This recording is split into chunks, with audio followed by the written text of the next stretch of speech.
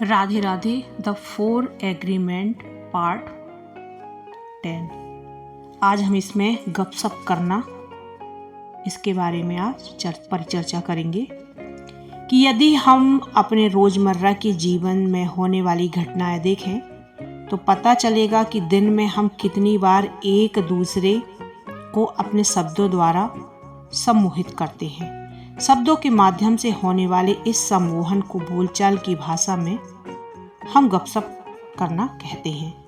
गपशप को जहर फैलाने वाला सबसे बड़ा माध्यम कहा जा सकता है। पुरानी धारणाओं में ही हम गपशप करना सीखते हैं। जब हम छोटे थे तब हमने अपने आसपास के लोगों को घंटों तक गपशप करते देखा था। वे एक दूसरे को बड़ी सहजता से अपनी राय दिया करते थे। इतना नहीं बल्कि वे तो अनजान लोगों के बारे में भी बड़ी सहजता से गपशप किया करते थे, उनके बारे में अपनी राय भी देते थे।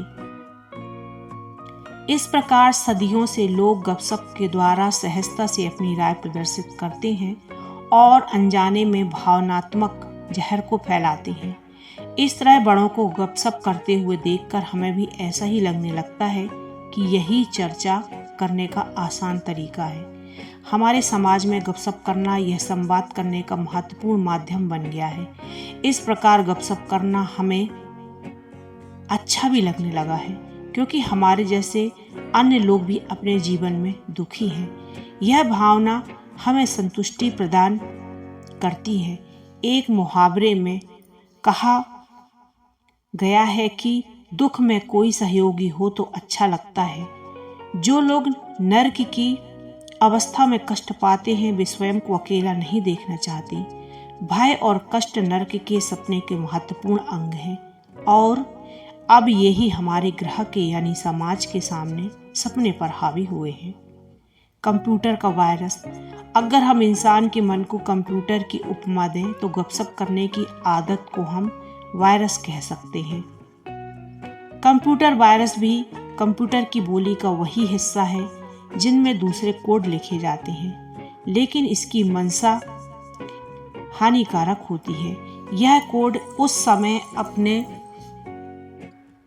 कंप्यूटर के प्रोग्रामों में डाल दिया जाता है जब आपको इनके बारे में कुछ पता नहीं होता और अचानक आने वाले इस वायरस के प्रति आप सहज नहीं होते।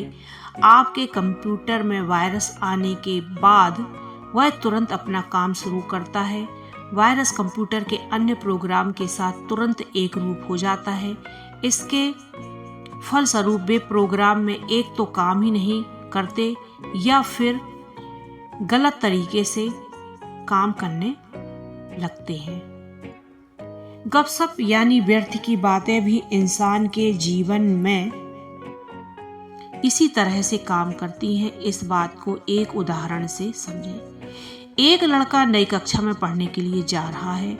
कक्षा के पहले दिन ही उसे एक पुराना विद्यार्थी मिलता है जो उसे कहता है कि इस कक्षा के टीचर से जरा बचकर रहना, वे बड़े घमंडी हैं। उन्हें भी पता नहीं चलता कि वे क्या पढ़ाते हैं। पढ़ाते समय बीच में कुछ अजीब भी बातें करने लगते हैं।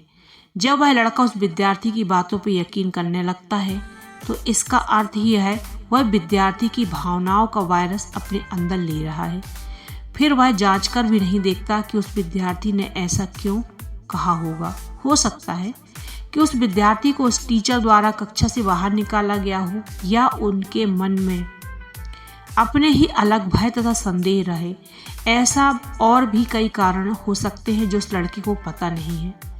बिना सच जाने उस विद्यार्थी की बातों पर यकीन करके वह लड़का कक्षा में जाता है।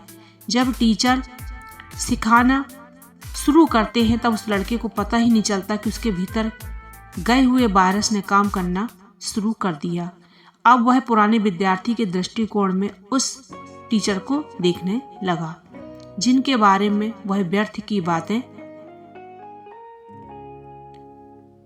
की थी। धीरे धीरे उसे भी वह टीचर घमंडी लगने लगता है। उस विद्यार्थी ने टीचर के बारे में जो कहा उनका अनुभव